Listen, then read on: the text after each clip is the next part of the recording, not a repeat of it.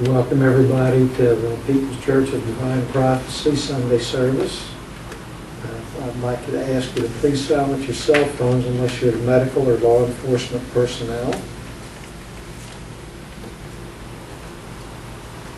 I'd like to have Mark light the candles to start the service, symbolizing the unity of body, mind, and spirit.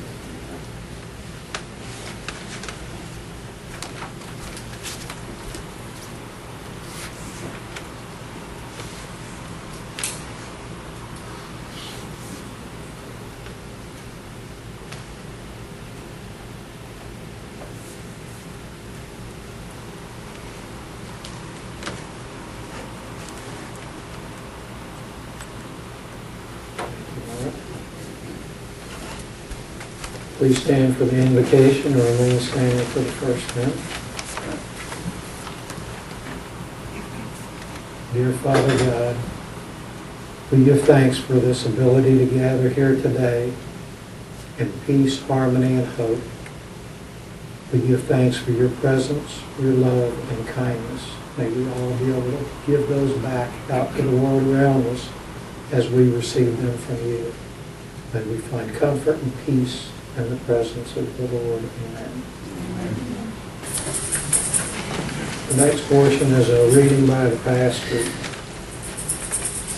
Today what came to me is through the week there's been constant opportunities for me to be kind to other people, to find kindness, to be sharing kindness with those that are helpless and in some cases hopeless.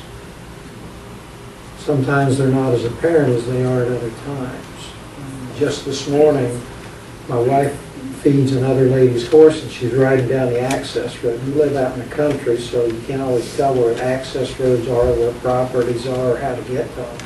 She's riding up this access road, and this horse that she doesn't feed on the other side of a fence started calling to her.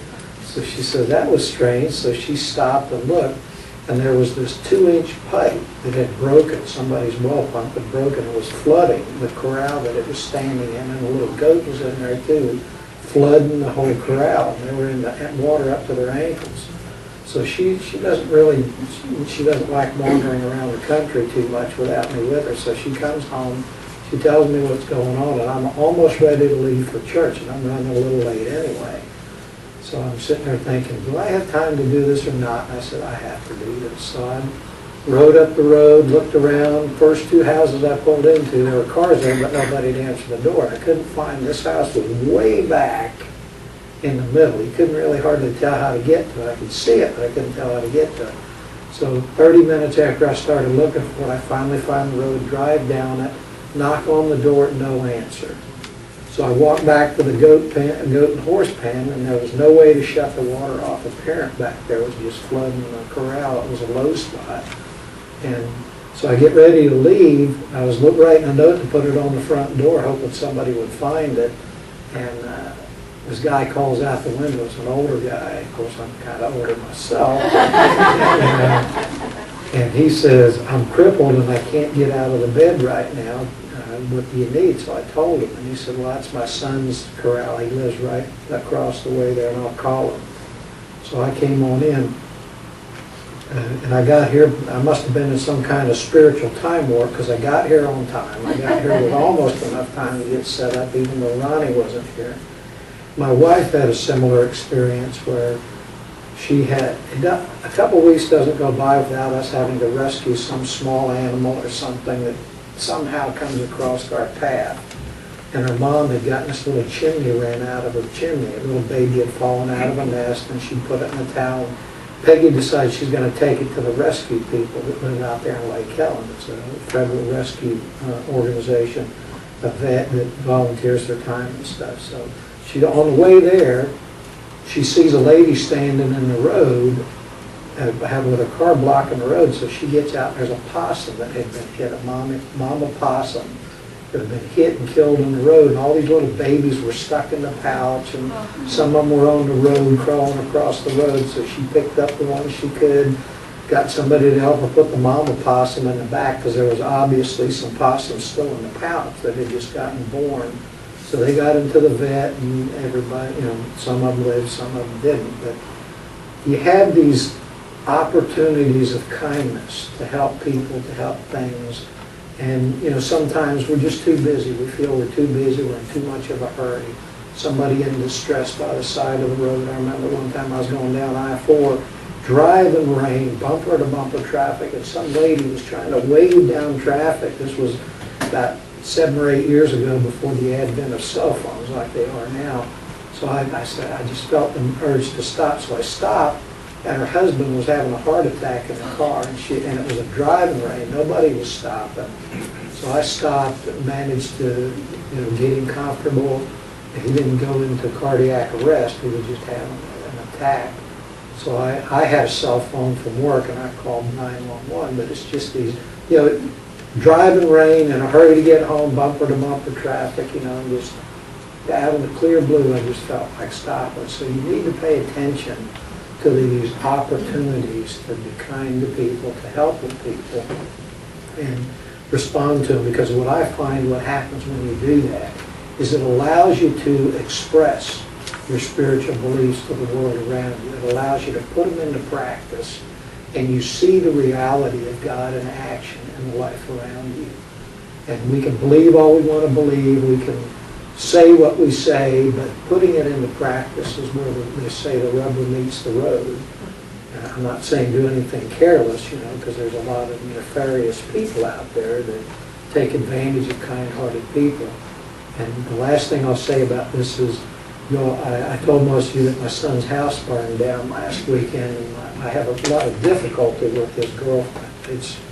And that gave me an opportunity to be kind to somebody who I didn't really care for and really didn't want around me. And you know, God didn't give me any choice. There was no hotel for him to go to because it was race weekend, and I couldn't leave him on the curb, so I put him in my house.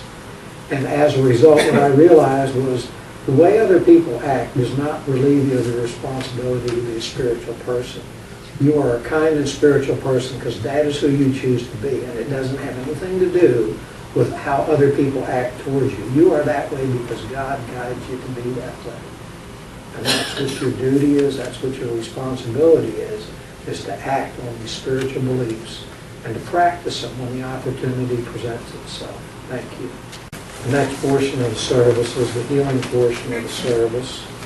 This is where you can stand and go to the chairs over there and receive spiritual healing. Marty, if you could take your place. I don't think we have any other healers in the congregation today, do we? No. Okay, Ashley, would you like to do some healing? Oh, you got to do the meditation, that's right. How this works is you take a seat on the chair and the rest of us follow a guided meditation as it becomes vacant. And what I'll do is as the chair becomes vacant, you'll hear this tone here. That means that the chair is vacant for the healing. So you can enjoy the meditation and you can enjoy the healing if you choose to. Ashton's going to do the guided meditation.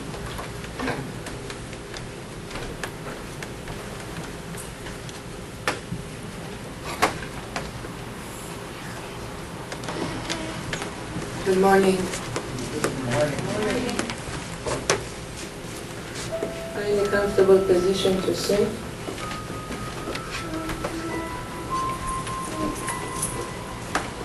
Where there is no tension on your physical body.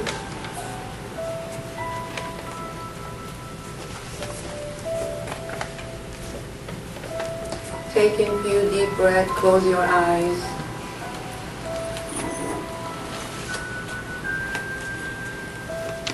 Breathe in and breathe out. And just turn within. Go within. With each breath, go deep within. Let go of all the thoughts on your mind. Anything that's bothering you, disturbing you, just let it go and focus on your breath. And let this breath take you deeper and deeper within.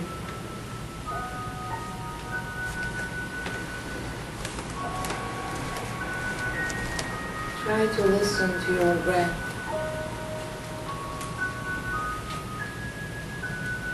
As you breathe in and out, feel the breath. Hear the breath. This is the breath of God.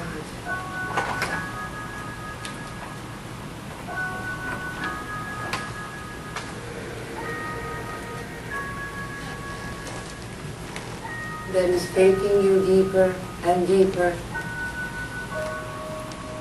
and connecting you to that peaceful presence within.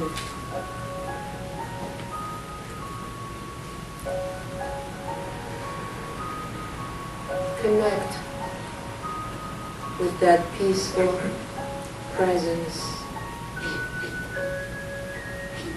And while you are breathing, repeat to yourself,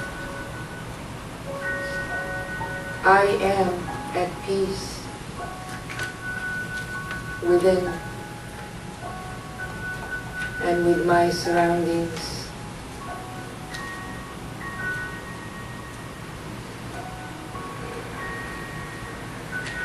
Say it quietly, I am at peace within and with my surroundings.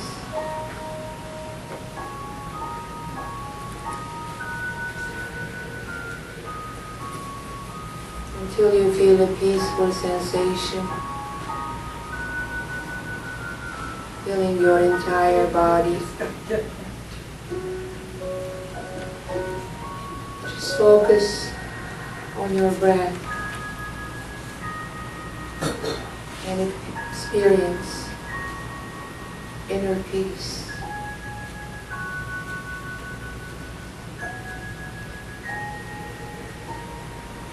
I am at peace within and with my surroundings.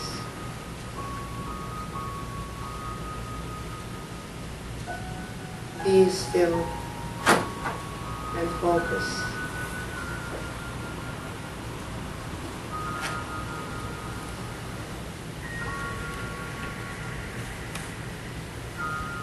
Now slowly shift your awareness higher above your head.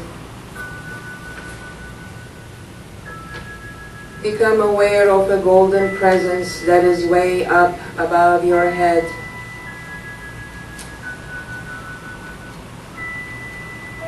This is the higher aspect of yourself.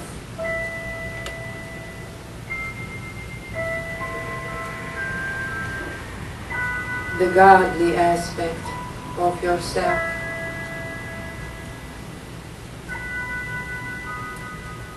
There are no judgments or discrimination in this state of consciousness. It is a pure state of light, love, and acceptance. Just indulge in this presence and be.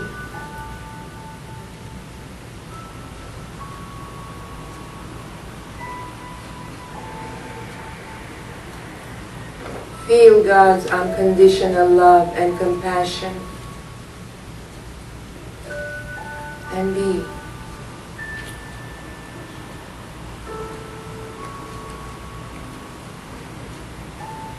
Now expand your awareness further out to the higher dimensions of light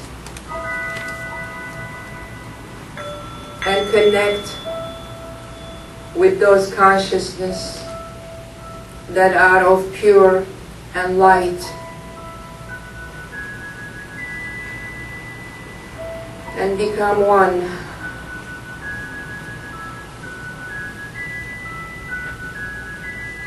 Connect with the universe with the stars, the planets, the sun, the moon,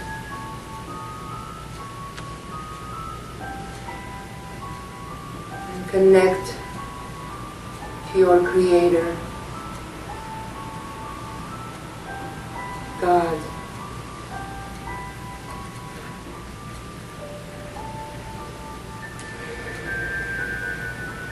Feel the oneness. Feel the oneness consciousness that you've become one within and with the entire universe.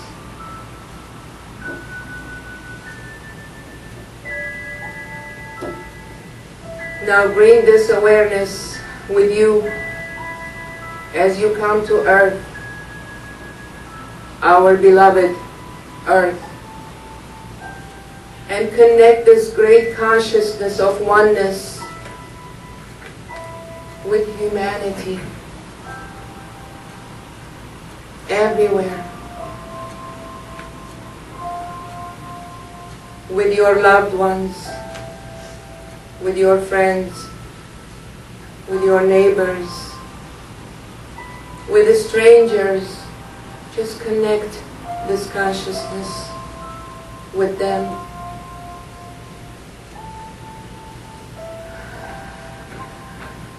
Feel the unity consciousness that is holding us together. Feel God's unconditional love and compassion that enables us to love and accept everyone, everybody, unconditionally, with compassion.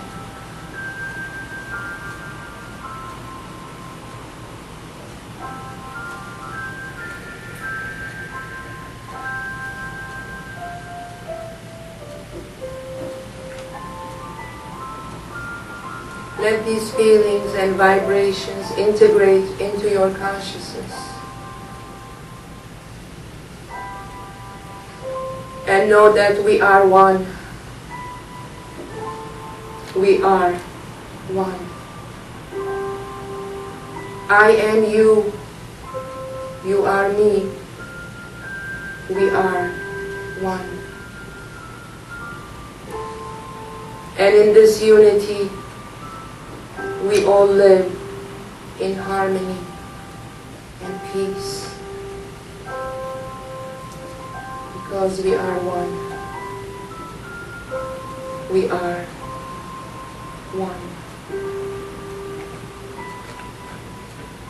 Send your intentions of pure love, peace, and harmony everywhere to everyone. And let there be peace on earth. Let it begin with us. Let there be love on earth. Let it begin with us. Let there be light on earth. Let it begin with us.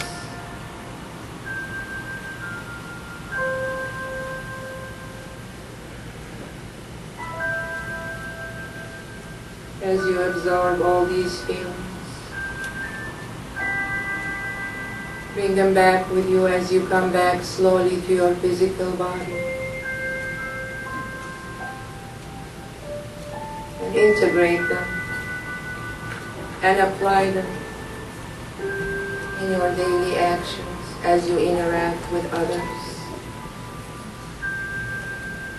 Approach them with love and acceptance.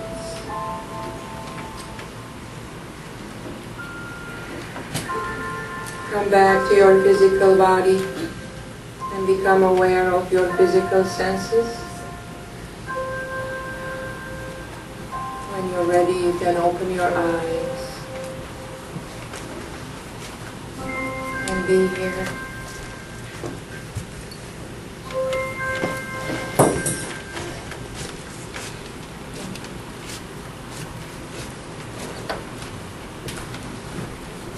You would ask me?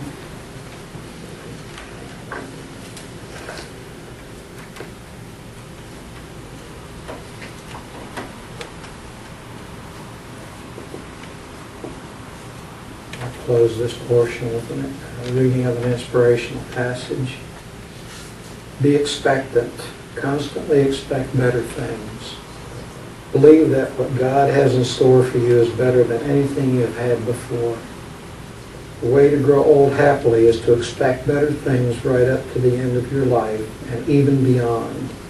A good life is a growing, expanding life with ever-widening horizons, an ever-widening circle of friends and acquaintances, and an ever greater opportunity for usefulness.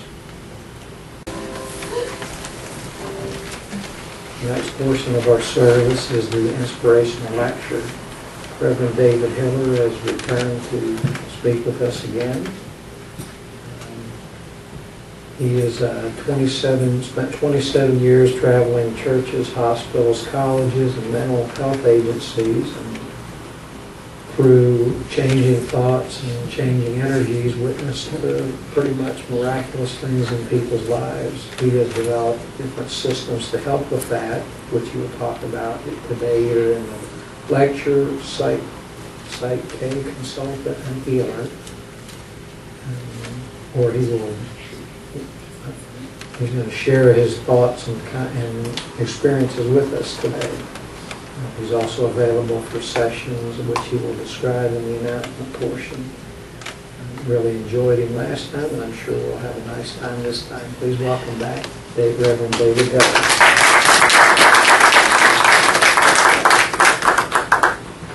I'm sure most of you have taken note that there's lots of challenges, shall we say, going on our planet right now. I believe that this particular year, 2013, is a year where we're being invited, in the midst of all the challenges that are happening on the planet and in our personal lives, to go beyond our limited thinking, go beyond limited possibilities into a higher understanding and a higher perception of what is really going on. Because it's my belief that no matter what's happened in your life and no matter what is coming your way now, there's a purpose. There's a reason why that experience has come our way. And in that reason, we have an opportunity to embrace what comes our way. Not to fight it, not to resist it, not to be afraid of it, but to embrace it and be open to learn what it has to teach us. It's a messenger bringing us a message of something to learn on our path of awakening. And the heart, the aspect of self that is divine spirit, that part of us knows without a doubt that whatever has come our way is a teacher teaching us something. But our ego, the fearful survival part of ourselves, fights and resists and is afraid of what comes our way. Because its job is to simply survive. Whereas the heart's job is to thrive, to learn, to grow, to embrace, and move forward on our path. And the heart knows something that the ego doesn't. It knows that we are here for a reason. The heart knows that everything that comes our way is bringing us a message. Something for us to embrace and learn from. So it's not afraid. It loves. It embraces. It does not fear. And fear is what causes our limitations in our lives. The Christ said a long time ago that we could do all of the things that he did and even greater. This is a profound statement. And if we grasp that as a truth and begin to live our lives through those eyes, absolutely all things are possible. And in all my experiences and learnings in life, I've come to the conclusion that two things are necessary to create miracles in our lives and to move forward without limitations. And those are to live in our hearts consistently, and from our hearts implant into our subconscious mind positive thoughts and positive beliefs. because we are very much a product of our belief systems. And our subconscious mind creates our behavior from our belief system. And many of us have had difficult experiences from very young in our lives. And it's create patterns or programs in our subconscious mind of belief systems that are self-defeating. And those belief systems literally recreate themselves over and over again in our lives. So a lot of us come from a survival background. Unfortunately, what happens is the more that we are existing in survival, the more we're focusing on survival, and what goes along with that is then we begin to create more survival. Because our belief systems are sent out from our subconscious mind to the universe. And the universe is very neutral. And it says, so be it, to whatever we send out to it. And it then sends back to us in the form of experience something to match what we're sending it in the form of a belief system. So this is where we get the thought that we create our own reality. Whatever we believe in, we send to the universe. It then responds by sending us back experiences to match that belief system. So if we're living in survival and if we have that program, we're going to literally create that kind of experience over and over again. But what is the healer of that? The heart, the divine self, the place within us that does not fear. Its job is to embrace, to love, to understand that everything that comes our way is a messenger. And our job is to embrace the messenger, learn what it has to teach us, and move forward in our lives. And the heart understands that. So it implants into the subconscious mind positive, productive belief systems, which are sent out to the universe, and the universe sends back to us those kinds of experiences. So my belief system is that this year in particular is a year that has been designated to understand more fully how life truly works and what we're capable of creating. We have seen, without a doubt, what fear has created on this planet. We can see readily how the planet is reacting to that kind of energy. But we can turn that around. We can make a commitment this year to live in our hearts far more than our egos. And we can create a turnaround on this planet if enough people make that choice. Because love is the healer of all that is in limited thinking. So I want to tell you a story about the possibilities of creation. In 1985, I was living right here in Daytona Beach. And I had a desire, I had a heart desire of creating a move from here to Santa Barbara, California.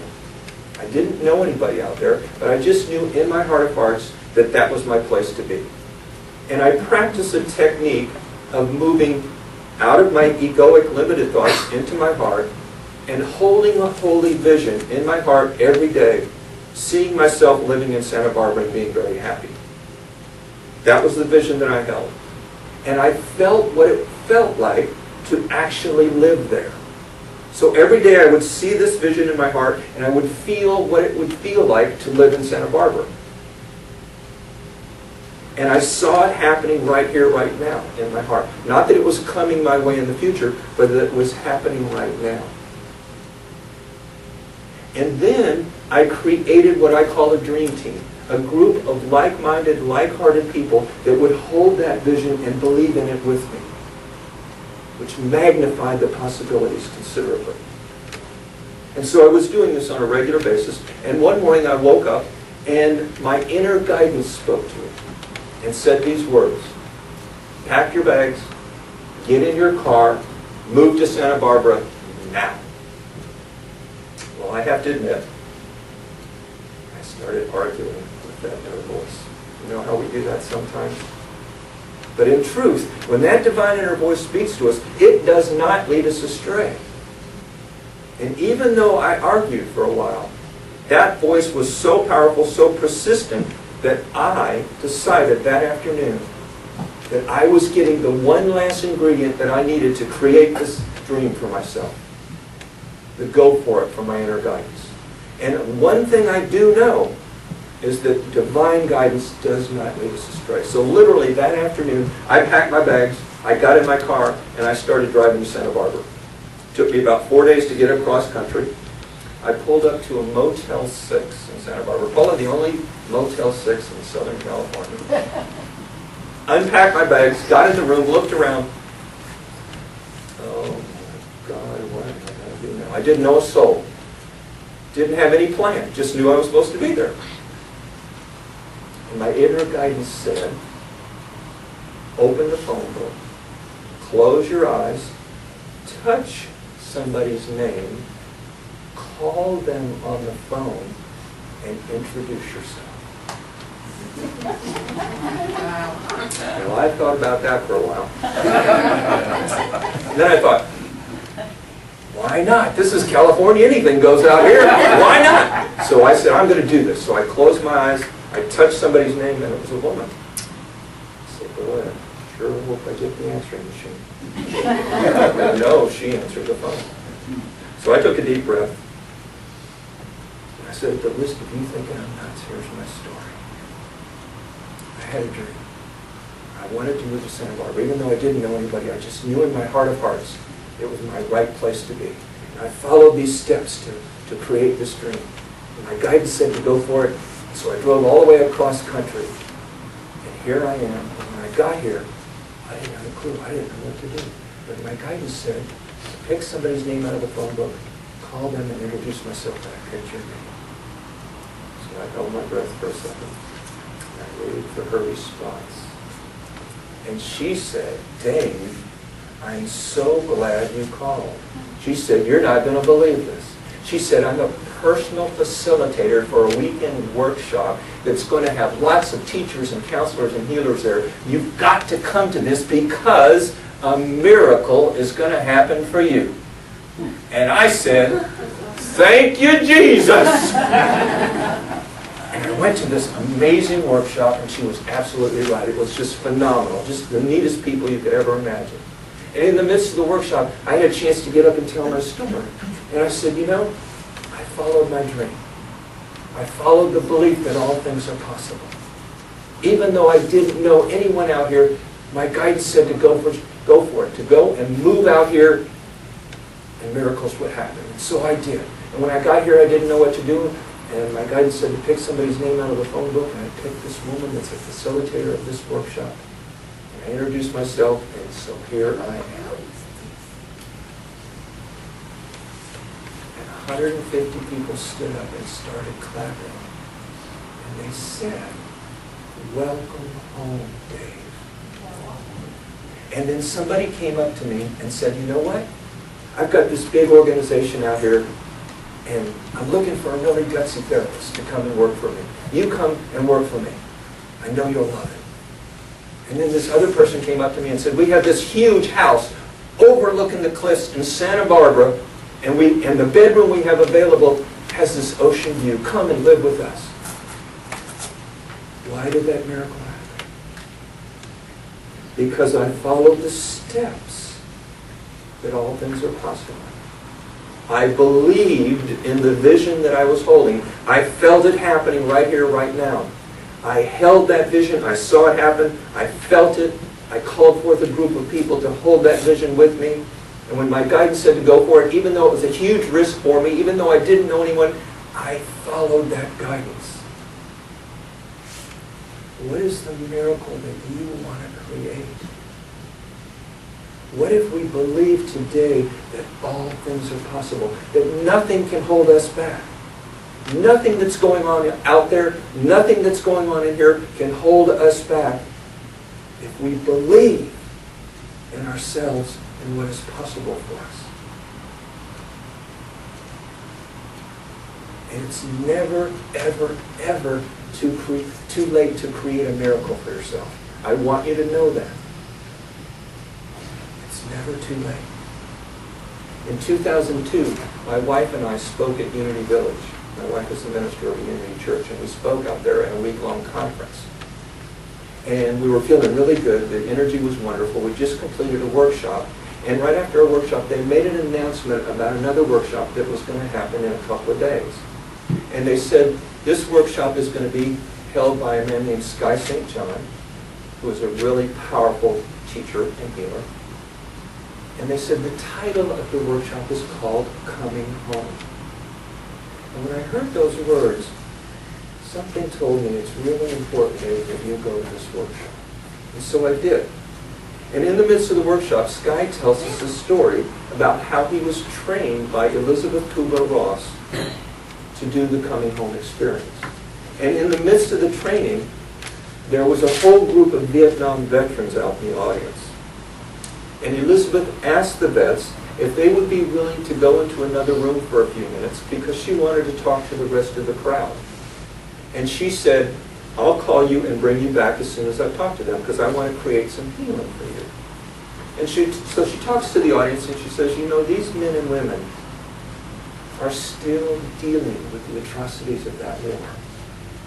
But even more so than that, when they came home, they were not welcomed home by our country. And that has hurt them for a long, long, long time. And it's time that we do something about that.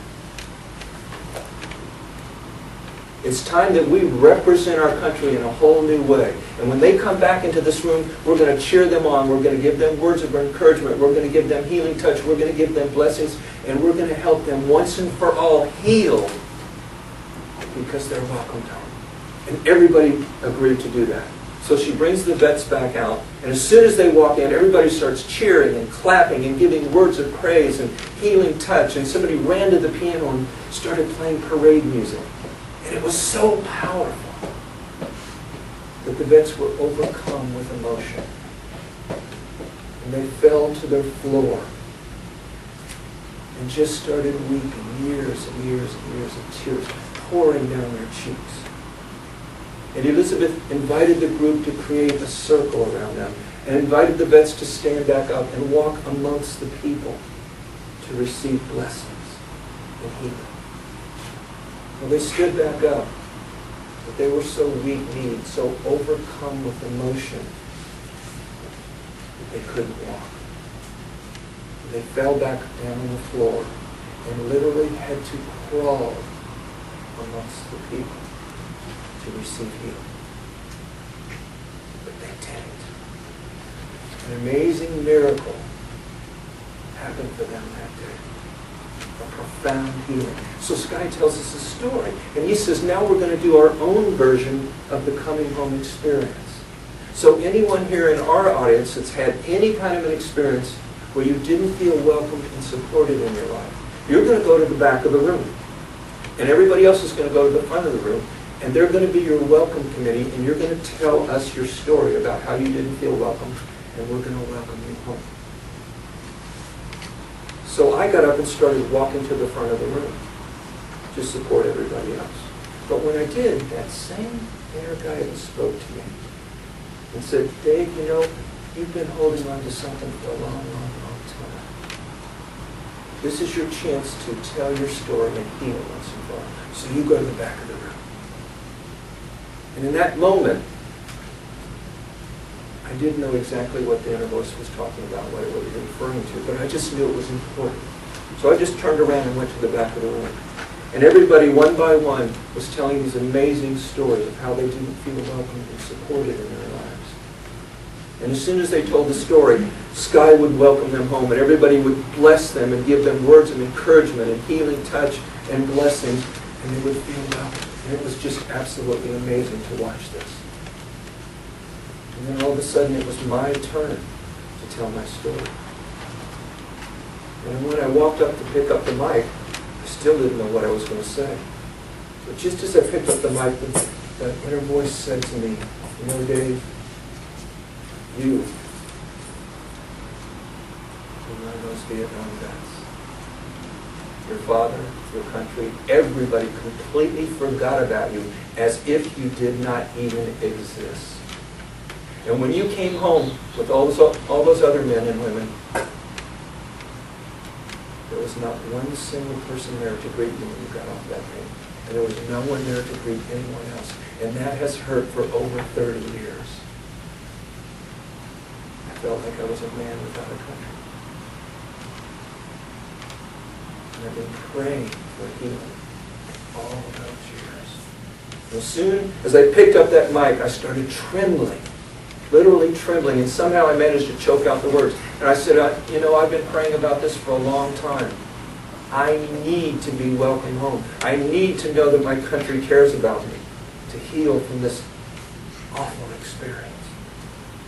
And no sooner did I say those words than about 100 people rushed at me, started giving me healing touch, and almost knocked me on the floor. They were blessing me and hugging me, and Sky ran to the piano and started playing parade music, and the energy was so powerful, so amazing, that I too was overcome with emotion, and I collapsed on the floor. 30 years of tears just pouring down my cheeks. The first time that I had actually cried since coming back from Vietnam. And it all came out that day. This guy walked up to me, he lifted me up, and he held me. He said, we're not only welcoming you home, but we're thanking you. We're blessing you for supporting our country. And somebody said something to me that I'll never forget as long as I live. They said, we're not only thanking you for serving our country, but we're thanking you for standing up for all of those of us that have not felt supported and welcomed in our lives. So you tell your story wherever you go, because being welcomed is one of the most important things on this planet.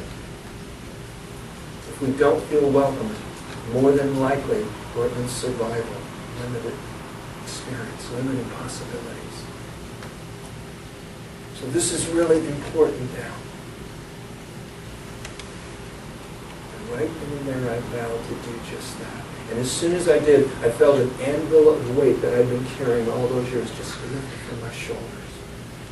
I realized how important it is for us to feel welcomed, to feel loved, to feel supported, to feel acknowledged for who we are. Because we are incredible beings of light. We are exceptional expressions of divine. And we come here to express that. But if we don't feel loved and welcomed and supported, it's really difficult to do that. And now more than ever before, it's vitally important in the healing of our planet that we live that truth. This year, we can make a commitment to go beyond our challenges, beyond our limited thinking, beyond our limited experience that is based on our egoic survival into a much higher level of existence. A consciousness where all things are possible.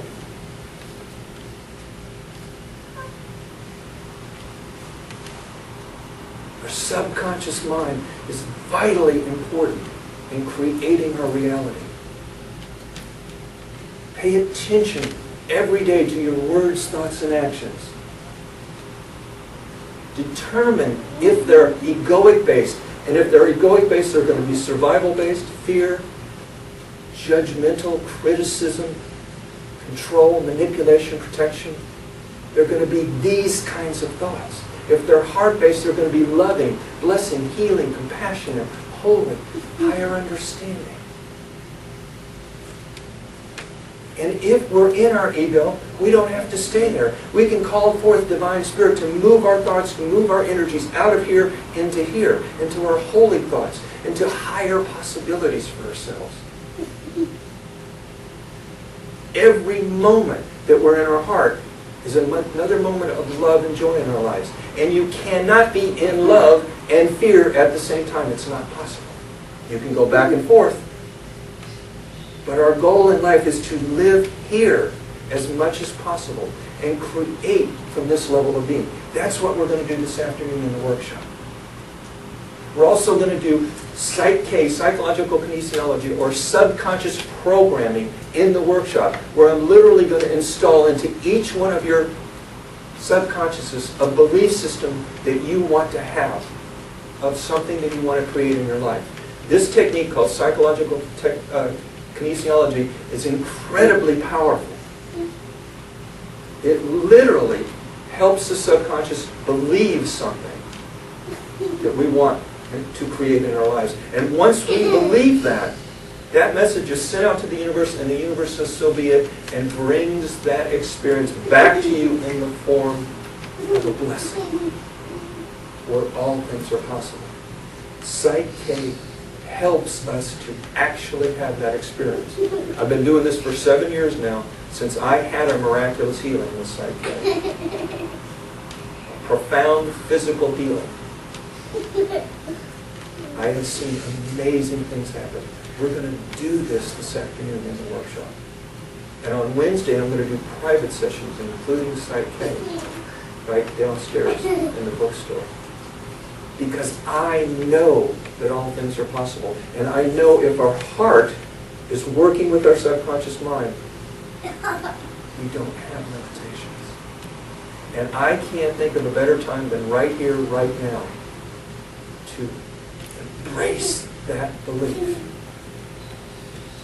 and take it into our life as a reality-based creation.